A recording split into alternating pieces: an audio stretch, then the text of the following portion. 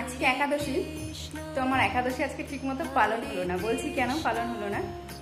তিলক কাটার খুব ইচ্ছা ছিল, তিলকটা আমি কেটে নিলাম, সেটা হচ্ছে ফাউন্ডেশন দিয়ে, কারণ তিলক কাটার কিছু নেই। ইচ্ছা থাকলে উপায় হয় জানতাম, তো সেটা হয়ে গেল আজকে।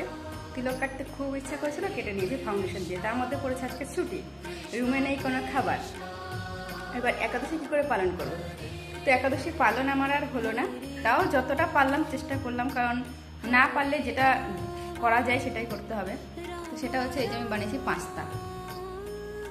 এই পাস্তাতে তেল নেই, পেঁয়াজ রসুন কিচ্ছু নেই, সস নেই, কিচ্ছু নেই।